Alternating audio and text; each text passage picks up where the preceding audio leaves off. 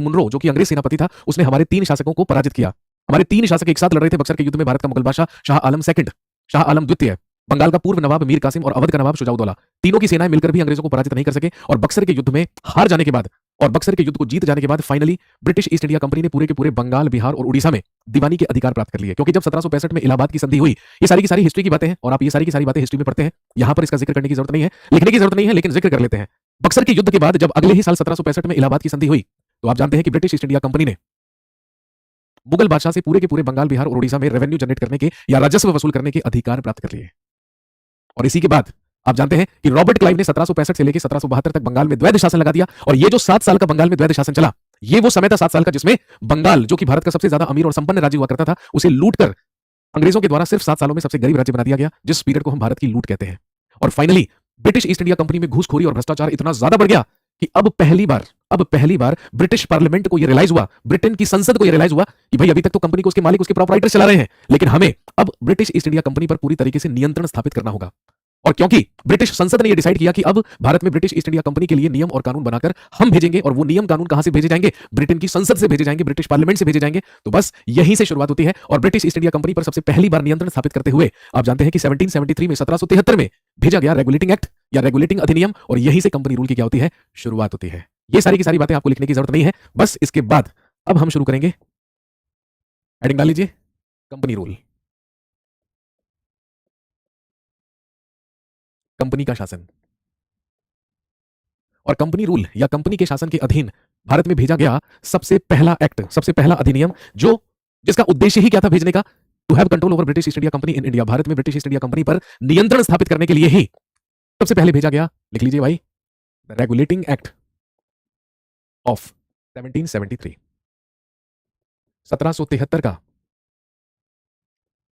Regulating अधिनियम। और आप जानते हैं यहीं से शुरुआत होती है कंपनी रूल या कंपनी के अधीन शासन की। जल्दी से बता दीजिए, बात क्लियर हो गई एकदम?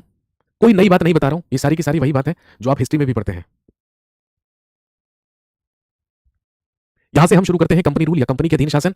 और इसी के तहत भेजा गया सबसे पहले द रेगुलेटिंग एक्ट ऑफ 1773 या 1773 का रेगुलेटिंग अधिनियम। जिस समय रेगुलेटिंग एक्ट पारित करके भेजा गया, तो ध्यान रखेंगे इस समय ब्रिटिश प्रधानमंत्री, इस समय ब्रिटिश प्रधानमंत्री लॉर्ड नॉर्थ हुआ करता था। और इसी लॉर्ड नॉर्थ के ही द्वारा एक कमिटी बनाई गई थी, एक समिति का गठन किया गया था जो कहलाती थी सीक्रेट कमिटी या जो कहलाती थी गुप्त समिति। और दोस्तों ध्यान रखेंगे, इसी गुप्त समिति की ही सिफारिश पर, इसी सीक्रेट कमिटी की ही रिकमेंडेशन पर भारत भेजा गया द रेगुलेटिंग एक्ट ऑफ 1773 या 1773 का रेगुलेटिंग अधिनियम। ये दोनों बातें एग्जाम में पूछी जा सकती हैं। आपसे यह भी पूछा जा सकता है कि जब 1773 का रेगुलेटिंग अधिनियम पारित करके भेजा गया भारत, उस समय ब्रिटेन का प्रधानमंत्री कौन था? He was Lord north. उस समय वो ब्रिटेन का प्रधानमंत्री हुआ करता था। और ये एक्ट किसकी सिफारिश पर भेजा गया था, किसकी रिकमेंडेशन पर भेजा गया था? तो एक समिति का गठन किया गया था, एक कमिटी बनाई गई थी जो कहलाती थी सीक्रेट कमिटी या जिसे गुप्त समिति कहा जाता था। उसी की रिकमेंडेशन पर भारत भेजा गया रेगुलेटिंग एक्ट ऑफ 1773 या 1773 का रेगुलेटिंग अधिनियम। लेकिन अगर आपसे पूछे कि बताइए इस रेगुलेटिंग अधिनियम का एम क्या था, उद्देश्य क्या था, तो ध्यान रखेंगे इसे इस उद्देश्य से भेजा गया था ताकि, लिखेंगे, भारत और इंग्लैंड में, भारत और इंग्लैंड में कंपनी के कार्यों पर नियंत्रण स्थापित करना। भारत और इंग्लैंड में ईस्ट इंडिया कंपनी पर नियंत्रण स्थापित करने के लिए ही 1773 की रेगुलेटिंग अधिनियम को पारित करके भेजा गया था। सर गुप्त समिति नहीं समझ आ रहा है। देखो, जब भारत में ईस्ट इंडिया कंपनी में भ्रष्टाचार और घूसखोरी बहुत ज्यादा बढ़ गई, अब भाई इसके लिए क्या उपाय सुझाया जाए, इसके लिए क्या उपाय किया जाए? तो ब्रिटेन के प्रधानमंत्री नॉर्थ के द्वारा एक कमेटी का गठन किया गया, एक समिति बनाई गई, सीक्रेट कमेटी या गुप्त समिति। और इसी कमेटी से यह कहा गया कि भाई आप अपनी रिपोर्ट पेश करके हमें रिकमेंड कीजिए, सिफारिश कीजिए कि हमें इस भ्रष्टाचार और घूसखोरी को रोकने के लिए क्या करना चाहिए।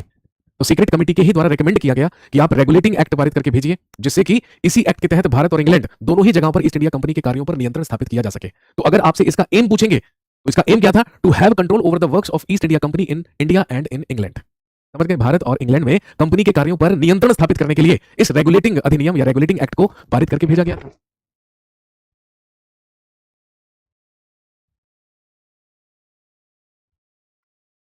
यहां तक की बात सबको क्लियर है?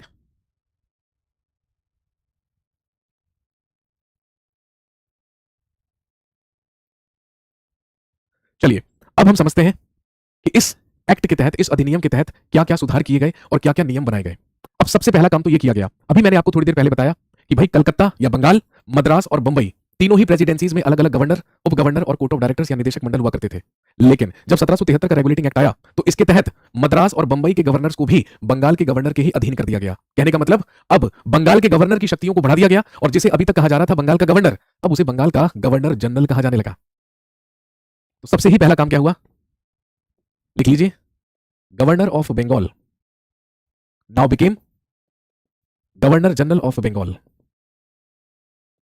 हिंदी में लिखेंगे बंगाल का गवर्नर, बंगाल का गवर्नर अब बंगाल का गवर्नर जनरल कहलाने लगा।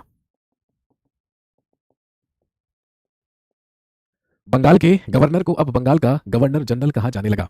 Governor of Bengal now became governor general of Bengal. अब यहां पर एक सवाल बनेगा, या तो आपसे पूछेंगे who was last governor of Bengal, या आपसे पूछेंगे who was first governor general of Bengal. Bengal का अंतिम गवर्नर या बंगाल का पहला गवर्नर जनरल कौन बना? तो ध्यान रखेंगे बंगाल का सबसे पहला गवर्नर जनरल बनाया गया वॉरेन हेस्टिंग्स को।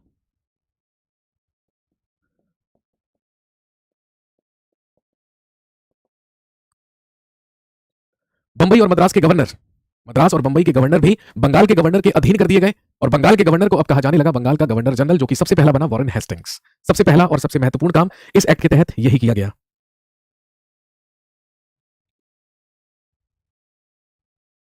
और ध्यान रखेंगे वॉरेन हेस्टिंग्स यानी कि बंगाल के गवर्नर जनरल को सलाह देने के लिए एक काउंसिल बनाई गई, एक परिषद बनाई गई और इस परिषद में नियुक्ति की गई 4 मेंबर्स या 4 सदस्यों की।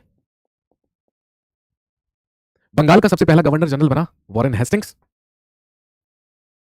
ये क्या सवाल है भाई, सर बंगाल को 2 हिस्सों में किसने बांटा था? इस बात का तो इससे कोई संबंध नहीं है। आप तो 1905 की बात कर रहे हो, बंगाल विभाजन की, लॉर्ड कर्जन के टाइम के। अभी तो वो कहानी बहुत दूर है मेरे भाई, अभी वो कहानी बहुत दूर है। Sir can we say centralisation of powers start from here? जी हाँ, बिल्कुल कह सकते हैं। आप बिल्कुल कह सकते हैं कि यहां पर कंपनी का केंद्रीयकरण किया गया, क्योंकि अब मद्रास और बंबई के गवर्नर भी बंगाल के गवर्नर के अधीन हो गए और बंगाल के गवर्नर को कहा जाने लगा बंगाल का गवर्नर जनरल। और बंगाल के गवर्नर जनरल की एक परिषद बनाई गई जिसमें 4 मेंबर्स या जिसमें 4 सदस्यों की नियुक्ति की गई।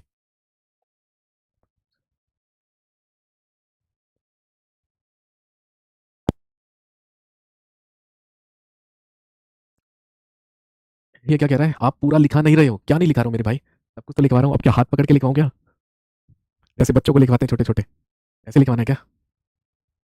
बंगाल का सबसे पहला गवर्नर जनरल बन गया वॉरेन हेस्टिंग्स, ठीक है। और इसको सलाह देने के लिए 4 सदस्यों की एक परिषद बना दी गई, एक काउंसिल बना दी गई। और दोस्तों ध्यान रखेंगे ये 4 सदस्य कौन कौन थे, हालांकि इनके नाम नहीं पूछे जाएंगे। फिलिप फ्रांसिस, सबसे पहला नाम भाई। जो गवर्नर जनरल की सबसे पहली काउंसिल बनाई गई उसके 4 सदस्य कौन कौन थे? फिलिप फ्रांसिस, एक कहलाता था क्लेवरिंग, एक कहलाता था मॉनसन और एक कहलाता था बरवेल। समझ गए भाई, इनके नाम याद नहीं भी करोगे तो कोई दिक्कत नहीं है। तो कहने का मतलब अभी तक हम बात कर रहे थे गवर्नर एंड काउंसिल, यानी कि गवर्नर और उसकी परिषद के बारे में, ठीक है। अब हम बात करेंगे governor general and his council, governor general और उसकी परिषद के बारे में। सर बंगाल का पहला गवर्नर कौन था? मेरे भाई बंगाल का पहला गवर्नर रॉबर्ट क्लाइव था, 1757 से 1760 और 1765 से 1767 तक। जब आप मेरी हिस्ट्री की क्लासेस करेंगे तो उसमें एक टॉपिक आप पढ़ेंगे governor, governor generals and viceroys of India, उसमें सबके नाम होंगे, सबके बारे में उसमें बताया गया है। रॉबर्ट क्लाइव से लेकर चक्रवर्ती राजगोपालाचारी तक सब गवर्नर, गवर्नर जनरल्स और वाइस रॉयज के बारे में वहां पर बात की गई है। यहां तक किसी को कुछ समझ में नहीं आया तो पूछ लीजिए जल्दी से, वरना मैं आगे बढ़ूं। सर आप कमेंट नहीं देख रहे मेरे भाई, अगर मैं कमेंट देखूंगा तो फिर यहाँ पढ़ाएगा कौन, ये बताइए। पढ़ाना भी तो जरूरी है। हो सकता है आप पहली बार पढ़ रहे हो इसलिए आपको समझ में ना आ रहा हो या परेशानी हो रही हो समझने में, लेकिन इससे ज्यादा बेसिक पॉलिटी में कुछ भी नहीं है। इससे ज्यादा बेसिक कुछ नहीं है। मैं बिल्कुल जीरो से मैंने शुरू करा है, बिल्कुल वहां से शुरू करा है जहां से अंग्रेजों का भारत में आगमन हुआ। इससे ज्यादा सिंपल तरीके से और क्या होगा बताइए। तो सबसे पहला काम 1773 के रेगुलेटिंग एक्ट के तहत कर दिया गया कि बंगाल के गवर्नर को अब बंगाल का गवर्नर जनरल कहा जाने लगा। और दूसरा काम, सर ईआईसी क्या है? मैंने कहीं पे ईआईसी नहीं लिखा मेरे भाई। ईआईसी आप ईस्ट इंडिया कंपनी को शॉर्ट में बोल सकते हैं। इसके बाद लिखेंगे 1773 के ही अधिनियम के तहत या as per regulating act of 1773। अगला काम क्या किया गया? इन 1774 1774 ईस्वी में अ supreme court was established in Calcutta. Calcutta में एक सर्वोच्च न्यायालय की स्थापना की गई। भारत का सबसे पहला सुप्रीम कोर्ट, सबसे पहला सर्वोच्च न्यायालय इसी रेगुलेटिंग एक्ट के तहत 1774 में या 1774 ईस्वी में एस्टैब्लिश किया गया। ये भारत का सबसे पहला सुप्रीम कोर्ट कहलाता है। और दोस्तों ध्यान रखेंगे, इसमें नियुक्ति की गई टोटल 4 जजेस, यानी कि कुल 4 न्यायाधीशों की। और इन 4 न्यायाधीशों में चीफ जस्टिस यानी कि मुख्य न्यायाधीश, इसमें से चीफ जस्टिस या मुख्य न्यायाधीश बनाया गया किसको? एलिजा इम्पे को। भारत के सबसे पहले सुप्रीम कोर्ट का सबसे पहला मुख्य न्यायाधीश बना लॉर्ड एलिजा इम्पे। समझ गए बात? और इसमें नियुक्ति की गई 3 अन्य न्यायाधीशों की, यानी कि 3 अदर जजेस, जिनके नाम थे हाइड, चैम्बर्स और लिमेंस्टर। अब यहां पे कुछ लोगों ने ऐसा मुझे लिखकर बोला कि सर इनके आगे लॉर्ड मत लगाइए, तो भाई इसलिए मैं नहीं लगा रहा हूं। हाइड, चैम्बर्स और लिमेंस्टर, ये 3 अन्य न्यायाधीश, ये 3 अन्य न्यायाधीश के रूप में नियुक्त किए गए सुप्रीम कोर्ट या सर्वोच्च न्यायालय में।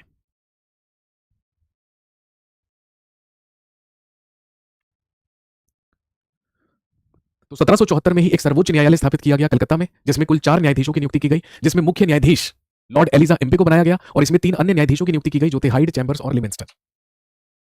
ये 2 सबसे महत्वपूर्ण काम थे जो 1773 के रेगुलेटिंग एक्ट या रेगुलेटिंग अधिनियम के तहत किए गए। 2 काम और किए गए, एक लिखेंगे कंपनी के कर्मचारियों पर, कंपनी के कर्मचारियों पर बिना लाइसेंस व्यापार करने पर प्रतिबंध लगा दिया गया।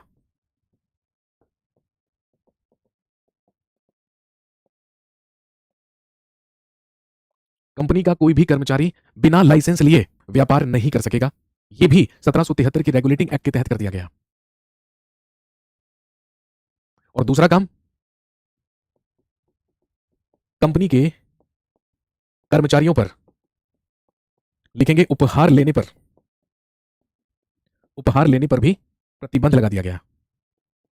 भाई क्योंकि ईस्ट इंडिया कंपनी में भ्रष्टाचार और घूसखोरी बहुत ज्यादा बढ़ गई थी,